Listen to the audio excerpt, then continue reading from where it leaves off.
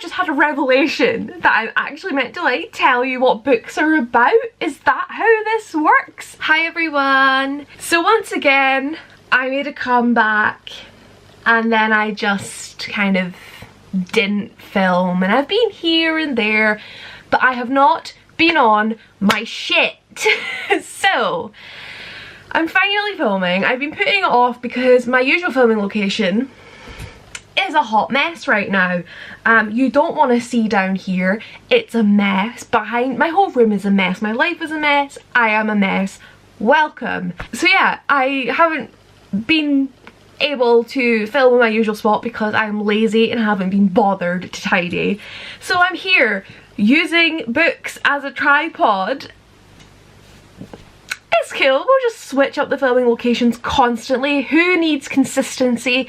Not me. Today we're going to do my April wrap up. I can't fucking keep track of life. I think it's that. We're going with that. Last month. Books I read last month. It was a kind of month. So I read 6 books in April, which was one more than in March, so like getting there.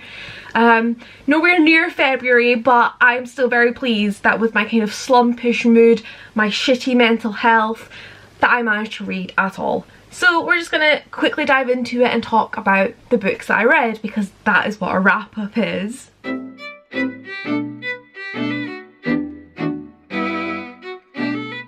So the very first book that I finished in April was my reread of Tea is for Tree by Greg Fowler. I read this for the inaugural, is that the actual word? I don't know, but the first ever Night Owls book club, is that what it's called? Wow, brain.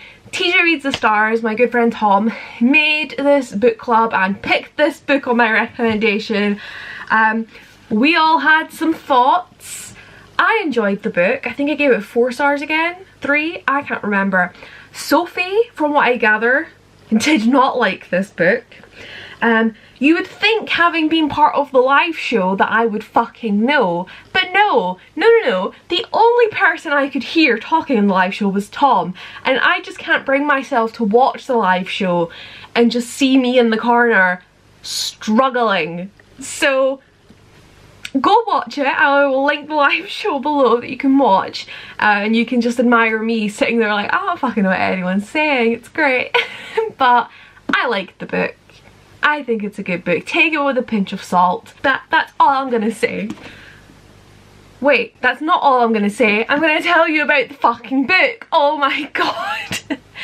So I feel like I've just had a revelation that I'm actually meant to like tell you what books are about. Is that how this works? Oh my god. So Tea is for Tree follows Eddie, a boy who we're almost certain has Down syndrome, but it's not explicitly said. His grandmother like locks him in his bedroom. She is very abusive. And then this magical tree enters his room, and he also gets a friend with the girl next door, and the tree helps him to like do well in exams and become clever. And then the grandmother is like, oh my god, I'm so sorry, I was hiding you from the evilness of the world by treating you like shit, forgive me. And there's some problems, but it's overall a very heartwarming story. Like Reagan and Eddie, their friendship is everything. And the tree just, what can I say, the tree. I then read The Last Bus to Everland by Sophie Cameron, who is definitely one of my favourite authors now. I read her debut Out of the Blue last year, 5 stars, and I gave Last Bus to Everland 4 stars. I do think a lot of my ratings this last month are because of my mindset, my slump. It took me so long to get through books. Not that I wasn't enjoying them, but I just wasn't enjoying life, I guess.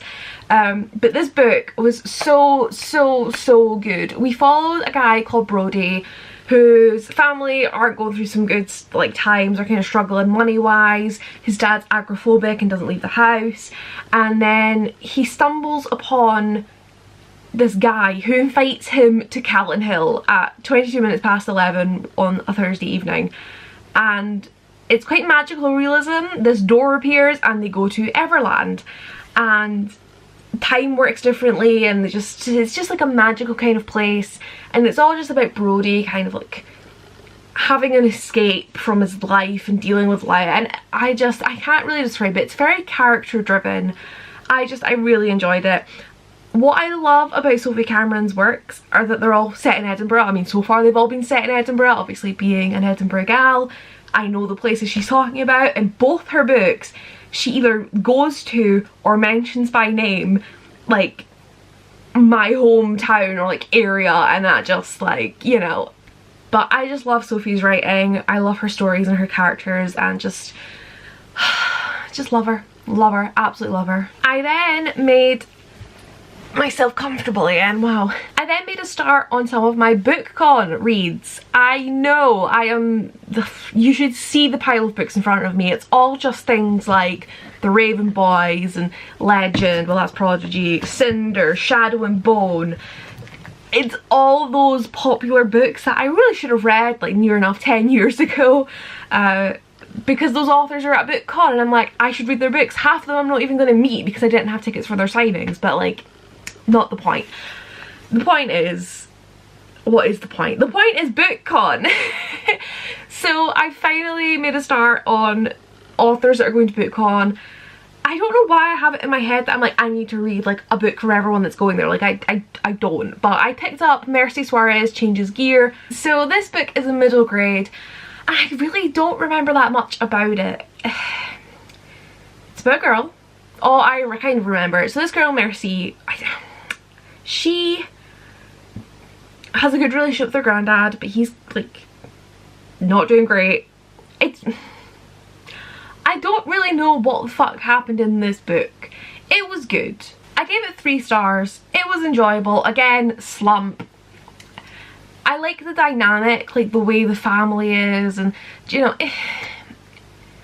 it was a good book. I should really have opened Goodreads, because I actually have tried writing Goodreads reviews lately. So when I finish a book, oh my gosh, I slept funny and my neck really hurts. When I finish a book, I try and like write a review, which, you know, kind of how you should be doing things as a book reviewer. So what have I said about this book? Yeah, so basically the story deals with Mercy's grandfather, and I don't want to give spoilers, but like, is it spoiler? Not really. So the book deals with Mercy's granddad getting ill. I don't really want to say too much. She's not like ill, but like shit's going on.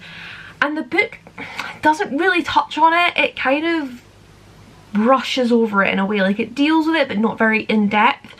And what I struggled with is, like, obviously it's a middle grade book, so I'm trying to bear in mind that it's possibly trying to just introduce younger kids to this.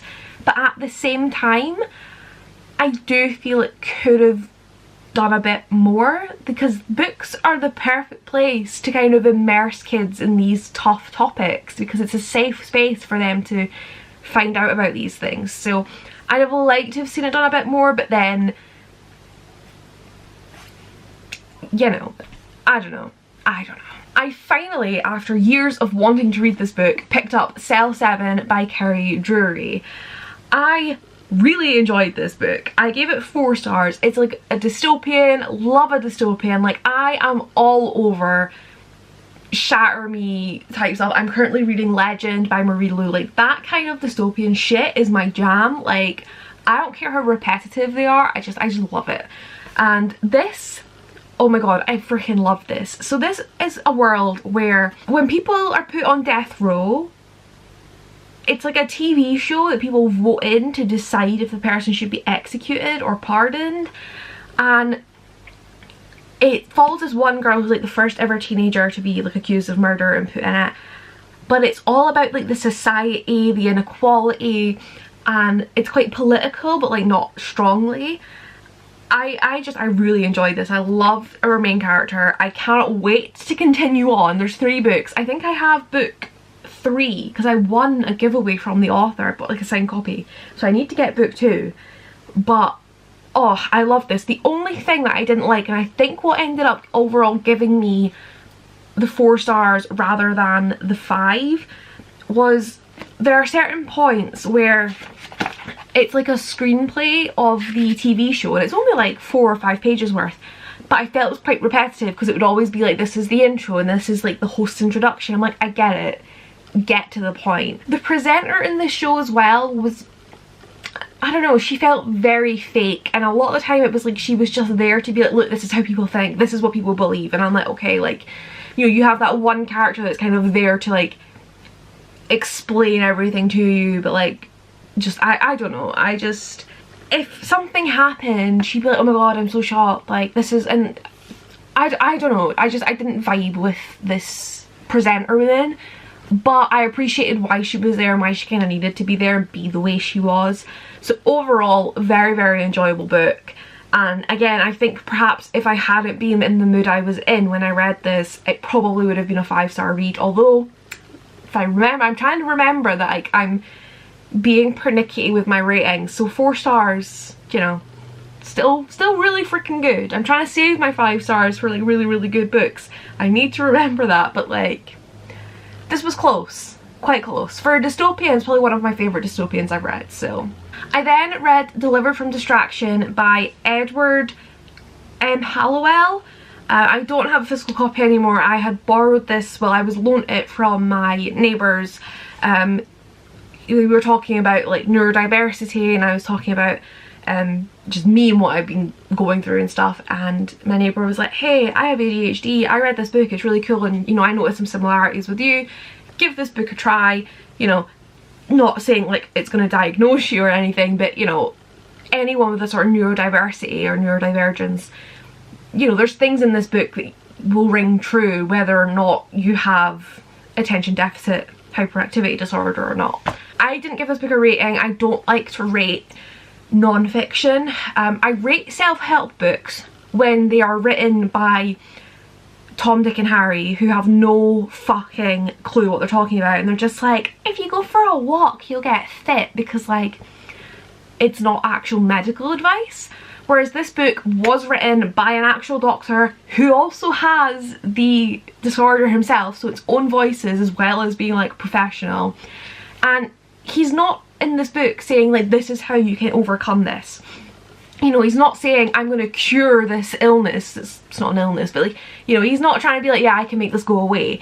He very much explains like, you know, this is something you will have almost certainly for your whole life. Like if you've, you know, if you're an adult and you have it for life. But he just talks about things that he's found that helped him and have helped his patients to cope with it and get through life. And he puts a very positive spin on things. Things like how, you know, perhaps we don't have the problem, perhaps it's everyone else has was it attention surplus disorder, you know, and just it does really well at pointing out the positive sides of it, and just talking about how, you know, things might be hard getting used to it, but it'll work. And it's very unbiased. So when it comes to things like medication, you know, he talks about how people are like, I don't want to take medication because it'll ruin my creativity. And he says, you know, that's not the case, but if somebody doesn't want to take medication for whatever reason, that's their choice. So I really appreciated the fact that he wasn't trying to push his own agenda. He was very focused on people making the choice that is correct for them or their child. So overall, I found it a very, very informative book. And overall, I do think it was a very, very good book. I think if you are struggling and you aren't sure if you have ADHD or some sort of neurodiversity, or if you've been recently diagnosed, or somebody you know has been recently diagnosed, or you suspect might have it, definitely a book worth trying to get your hands on and getting some information from, because I very much enjoyed it. It is American and very much based on the American system, so when it talks about things like talking to a pediatric psychologist and stuff, you know, it's not something that I can really go and bother the NHS with that easily, but overall the general information I very much enjoyed. And then my final read was a 5-star read, and it was The Mermaid's Voice Returns in this one by Amanda Lovelace, which of course is a poetry book. I freaking love Amanda Lovelace. I love her poetry. I love the way that she bears everything to us. Like, you know, obviously poets are quite vulnerable, but I feel like with Amanda Lovelace, she just feels like, I almost feel like there is nothing stopping her. She does mention that this book, like, there was things that in The Princess Saves Herself she was still holding back from, whereas this one was her basically saying, right, this is everything. And I felt that. So I really, really appreciated this. And one of the things that I love is, like, you know, I read a lot of poetry and it's all like, my boyfriend dumped me and I'm so depressed, and like, I'm, you know, I identify as asexual. I don't give a fuck, right? I am not about romance or like, so before I have this fight with somebody else in the comments, yes, I guess I'm aromantic as well, but I just consider that ace spectrum, so fuck you, I identify how I want, okay? Got my pride flag heart on as well, like, come on. But my point is, anything to do with relationships, when it's like in poetry and it's all about this breakup and they're so heartbroken, I'm just like, so you don't have to share a bed with a sweaty man anymore. Like, get over it. But even though there are aspects of that in here, I feel because it was so open and I just connected with it and felt like I understood her story, that I then understood her pain, because I suppose it was like an abusive relationship, so I understood why she felt that way. It wasn't just typical like relationship breakdown, heartbroken. I don't know, I have no idea, but I really connected with this. I really enjoyed this, and I'm quite sad that the what is it called, Women Are Magic? Oh, I should know this. Women Are Some Kind of Magic. See, I'm really, really sad that that like series of poetry collections is over. One of the things I really appreciated with this poetry collection as well is that Amanda Lovelace chose to showcase other poets in this. So towards the end there are a number of poems by other people, including Gemma Clare, who I'm sure that you guys know. So I really appreciated that. It was nice to get a taste of other authors, other poets, mixed in with someone that, you know, obviously she's going to put in people with a similar style in a sense, so like obviously I'm going to like them if she likes them, most likely, I don't know. But there were a few authors that I read before, a few very, very new that I want to check out, but I love this. I absolutely love this. And there we have it. That is the 5 books that I read last month. I am currently on track to hopefully read more this month.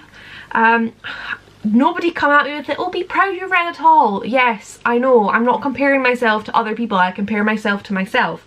And I can read more than 5 books, and I want to read more than 5 books. And I'm annoyed because I deliberately chose to not read. See, that's my problem. My problem's not like, oh, I just wasn't in the mood. It's, no, I slacked off. But yeah, hopefully I do some more reading next month, well, this month.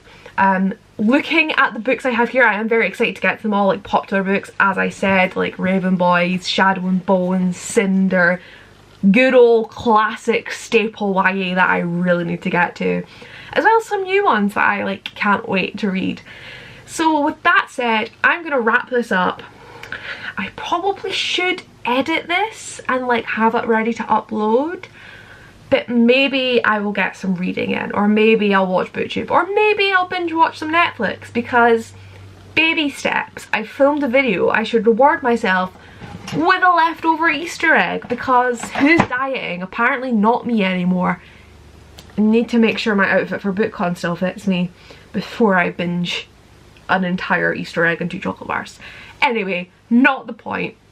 Hopefully I edit and upload this video before BookCon. Hopefully I film and edit and upload my haul before BookCon and have some other videos before BookCon.